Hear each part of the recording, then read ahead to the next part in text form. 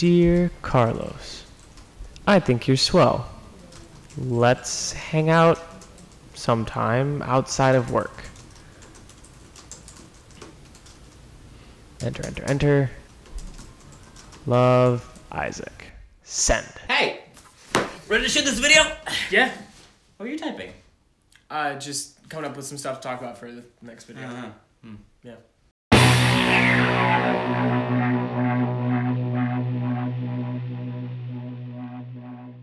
Hello everyone and welcome back to another episode of The Ordinary Critics. I'm Isaac. And I'm Carlos, and we're just two ordinary guys reviewing extraordinary movies. So today we have a review. God, I can't talk. Today we have a review for Love, Simon. Oh, hello, Simon. We saw it last night. It was amazing. phenomenal. Yeah, it's one of those movies. Go watch check it out. It just came out last week.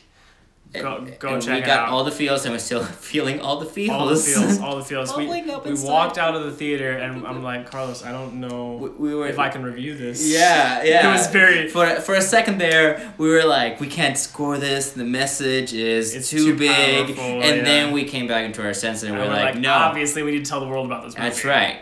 So, here we go. The brief overview of the plot, without any spoilers. That's right. It's that this is a coming out story of our main character Simon in high school, and he ends up meeting this confidant, a person that he can share. He shares his secret with. Yeah, online. They met online, and they use fake identities. They don't know who each other are, so it's all the complications and trying to navigate through that, and also through high school life and hormones and everything that goes else with in it. Teenage years. Fun stuff. Yes. So if you want to stay spoiler free, go to the end of this video. We'll give our grades on everything and keep it spoiler free for you. But if not, if you're ready to dive in, to watch it, we're gonna spoil this thing for you. Yes, we are. All right, so the plot, the overview of the plot. So our main man Simon, he is just this normal kid, and he has 3 normal friends, and they're all best friends, and it's this awesome friend group, and they're all in theater together, which is hilarious. And like you did, right? You were in that awful play, that awful musical that you will see. Oh man, in the movie, they nail it. Yeah, they down to the bad off-key singer. Yes, they that did, guy. Think about him. It's just and see, here's the thing, you know exactly who we're talking about. That guy. Anyway, back to the plot. So it's all of them just kind of navigating through this, and Simon sees this post on this anonymous confession site, and it's this guy saying blah blah blah, not blah blah blah. But Wow. I'm very very sensitive, very eloquent. Yes, but he's like, no, I'm going every day. I go through these ups and downs. It's like I'm on a Ferris wheel, really really high one day, low the next.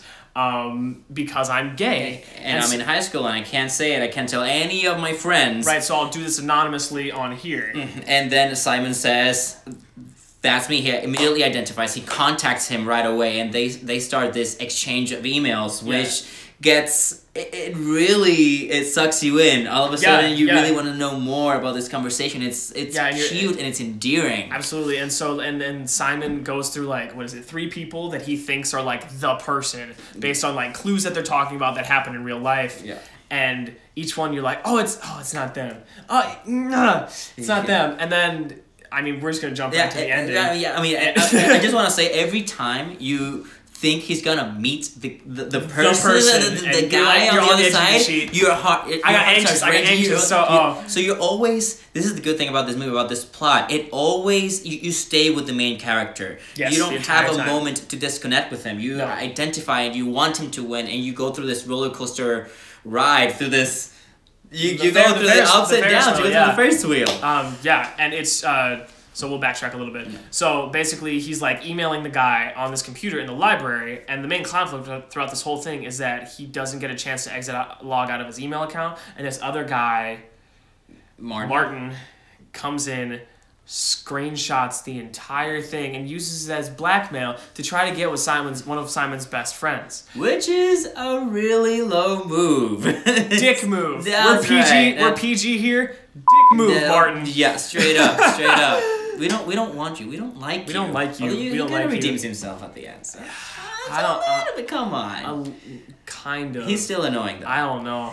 But then he kind of like he hashes out this whole plan, and in the meantime, Simon's like lying to his best friends. He has to try to hook up Abby with Martin because he doesn't want his secret to get out. So he screws all his friends up. Who his friends who are like interested in each other. He messes them up, and then he tries to hook up his best friend Leah with Nick, the other best friend. Yeah, and he knows they don't belong together, and because of all that, he also can't see that Leah is actually in love with him. Right, but he's gay, so it's a whole. It's like a mess. It's like a love pentagon. Yeah.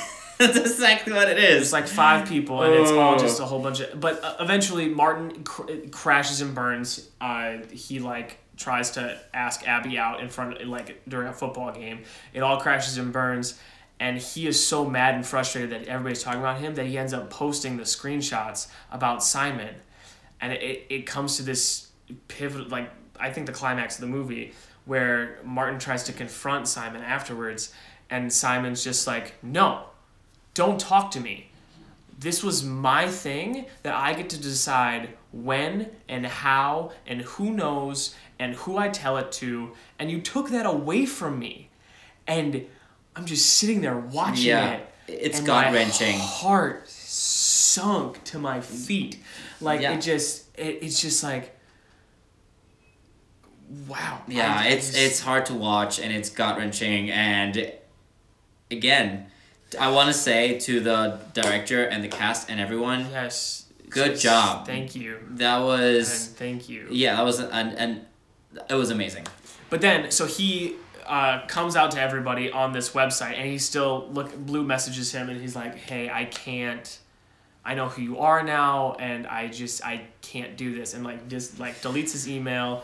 And I deletes the email, and then Blue kind of disappears out of his life. And he goes through this moment where he's totally alone. He has no friends. He just got outed, and then his friends are angry at him because they found out everything that he did. He's been manipulating them. They're manipulating the whole situation, and there's no Blue, and so he just finds himself totally alone. He also comes out to his parents at the same time. Yeah. And it wasn't pizza's here. Yeah, the pizza. Yeah. So he's totally alone. Yep. And then his parents didn't react the right way. I mean, not the right way. It wasn't.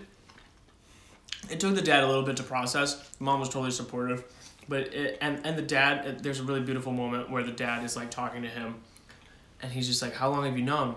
He's like, "Oh, since I was like 13," and the dad's just like, 4 years. I've like missed that like for 4 years. It's this beautiful it's Josh Duhamel, and he just has this beautiful moment where like he's just like, I can't believe like my own son. I can't believe I've missed that part of your life for this long. Yeah. And even Jennifer Garner has a beautiful moment when he basically Simon asks Jennifer Garner, Emily, the mom Emily, asked like, how long have you known, and she just said, I knew you had a secret. It felt you were so free, and all of a sudden it felt like you were holding your breath all the time. And right after this whole conversation, the very the last message, the most important part of the conversation is that she tells him, you can exhale now. Mm-hmm. This is your moment to be free. You're free. You're free of this burden, and you can be yourself. You get to breathe free again. Yeah.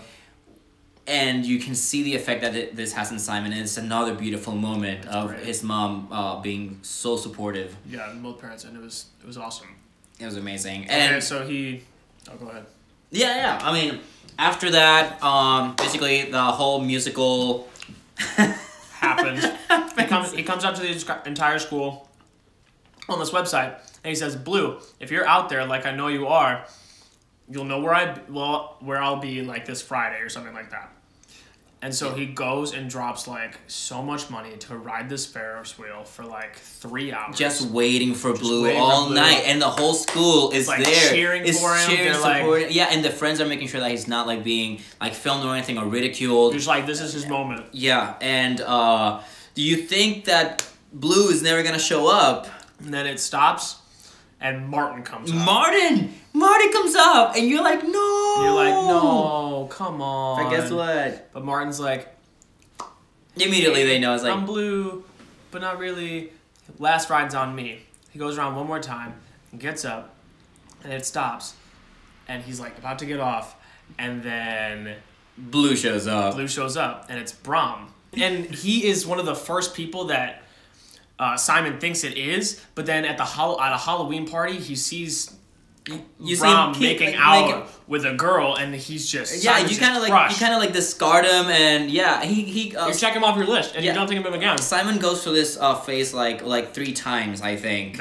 No. So immediately you don't think of it as suspicious. You know, once they're discarded in your head. But then it turns out that it's him, and they're the cutest, and it's good because you feel that connection from the very beginning. From the first time they talk, you just feel that deep connection. You kind of want it to be him. I don't know, personally, I really wanted it to be him. Yeah, I don't know. Like, every time I was like, oh, this could work. This would be great. Yeah. And then you're like, oh, man. It's heartbreaking. Yeah. Just over and over and over again. So another thing that I want to say is that we went to see this in the theaters, and the whole audience was cheering. Cheering and this at the reveal. Cheering at the reveal. It was awesome. It was awesome. Amazing. It was the awesome. audience was gasping, cheering, crying. I can hear sobs. Just reacting. Yes, and they cheered at the end when they kissed on top of the Ferris wheel. Yeah. And it was awesome. That is revolutionary. It is. Because 20 years 20 ago, years from now? No, that movie, that movie would have never hit the movie theater like that. People would, they would not have had that effect, and I think it's a symbol of the progress that we've had as society. Absolutely. And in the famous words of Lin-Manuel Miranda, love is love is love is love is love is love Yes. is love. And this movie and the experience that we had watching this movie is just a testament to that. It was awesome. Good job, guys. That was awesome. All right, next point, because we spent way too long. Yeah, that was way too long. Cast. So I want to say the cast was amazing. Spot on. Yes. We couldn't have... I can't imagine another person like Nick Robinson, the guy who was Simon. He definitely he drove the movie, drove the whole plot. Yes. And he managed the comedy real well. Yes. And the dramatic moments. Yes. And it was like, he was a teenager. He in was. high school, going through all of these emotions and the comedy, the drama, the sadness, the anger, the everything. He played every single emotion, and it was great. No, Nick was amazing, and also all the mom and the dad, Jennifer Gardner and Josh Duhamel, they were both amazing. The friends, Aaliyah, Abby, and Nick, who are Catherine Langsford. You can also see in 13 Reasons Why on Netflix. Check it out. On Netflix. Hey, Alexander Shipp, Jorge Lendenberg Jr. as Nick. And I want to give also major props to the guy who played Brom, who is Keenan Lonsdale, who I did not recognize right away, but he is Kid Flash on the series The Flash, which you can also watch on Netflix. Yeah. So a great cast. The teenagers are great. Jennifer Gardner and Josh Duhamel, they're like the celebrities of the film, or the stars, like that you recognize offhand. Because I didn't recognize anybody else offhand. Yeah. And it was just the cast was so good. Yeah, so good. And also, I'm pretty sure I had this moment, and he had this moment. I'm pretty sure you're gonna have the moment in which you go, I know that person on the screen. Like, I found amongst the cast, I was like, I know that person and that person and that person, and in our own lives. Yeah, in our own lives, you will recognize, which is a little bit eye-opening when you realize, maybe I didn't know everything that was going on. Right. In their lives. And that's why I really like this movie, because it made me identify and open up my eyes to what my friends could have been going through at the time of the movie. So, great cast. Yeah. All right, continuity and immersion. There wasn't anything big or revolutionary about the setting. I mean, you're in a high school, you're in modern times. Very nostalgic, very, like we just said in our last section, like, you look at these characters and you're like, oh, I know that person in my life. I know this person. Definitely went to school with that person. They were your friends in high school. They Yeah. were the people you knew in high school. And this is why I thought you could really get immersed in this world, because it's basically your life and your friends, and you recognize them and you identify with all of them. Yeah, it was great. Yeah. Next. We got soundtrack. Yeah, there was nothing. The songs that they did choose were great for the times and great for the mood. I had no problems with it. No, they picked the songs very, very well, and they usually like drove a theme. You know, they talked about the songs, they put them in the background. Nothing really stood out per se, but even that can be a good thing when the songs make you focus on the story and the message instead of, you know, just making you focus on the song that's playing. Right. Yeah. All right. And finally, we have cinematography.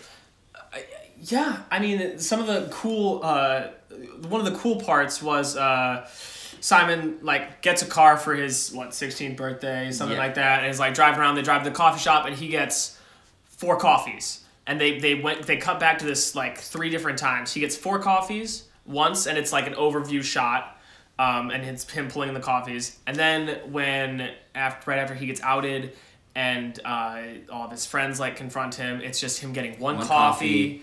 And it's like, oh, yeah, God, it's heartbreaking. He's alone. And then the last time they do it, because everything comes in 3s, there's 5 coffees. So it's Simon, Nick, Abby, Leah, and Brian. Yeah, and you're like, oh my God. Oh, you're like, so yes. Cute. And another cool thing is a small detail. But Simon knows that Bram likes the iced coffee with milk. With milk. Yeah, so him and Abby. It doesn't sound like much, but it's a big detail in the movie. It's just really cute. Just like, yeah, this is cool. So that was a cool moment cinematography-wise, because they kept coming back to that shot. Yeah. But I mean, other than that, I think the cinematography did its job. It wasn't trying to impress us visually. It was driving the message and driving the point, and just putting the characters where they needed to be so that they can deliver the words in the script and everything so that we would, just connect with the characters. Yeah. So, yeah. Good job. All right, so we're going to wrap this up with our report card. Yes, we are. Here we go. So, plot. I'm going to go with a 9. I agree with a 9. The cast, 10. 10. Continuity and immersion, I'm going to give it a 9. I'm going to give it a 10 because it took me back to high school. Sound, I'm going to give it a 10 for the sole reason that it captured this awful High School Musical so well, and even like to the off-pitchedness of like the kids singing. Oh, it's perfect. 10. Yeah, I'm gonna give it an 8 just because no song really stood out. I didn't leave the theater singing a song from the movie. And then cinematography, that's an 8. I'm gonna give it a 9. I was very, very impressed with the cinematography. It drove the point home. Awesome. So total, that comes to a 92, which is an A. Go check it out. Seriously, cool. It's such an important movie to be made. On a more serious note, yes, this is something that like a coming out story. It's not something that we personally like relate with. But we have a lot of friends that do, and in high school, a lot of my friends came, and it was eye opening to see what they may have been going through in high school. I had no idea. Right. And I think it's important for all of us to know. Yes. That side of the story. Yeah. And see how it develops. Absolutely. So thank you for making this movie. Yeah. It's so important to the times right now, and seriously, go. If you want to see a love story, go check it out. If you want to be inspired, go check it out. Go see this movie. And yeah, thank you so much for watching. Click that like button. Hit the subscribe button for more. The next one we have will be Carlos's last for a while. He's heading out on a contract. So proud of you, buddy. But we'll figure out what's going on there. Figure out how we're gonna do this. We'll figure it out. Just hold a picture of me. I'll hold a headshot and voiceover. Yeah. Anyway, thanks so much for watching, and as always, stay ordinary.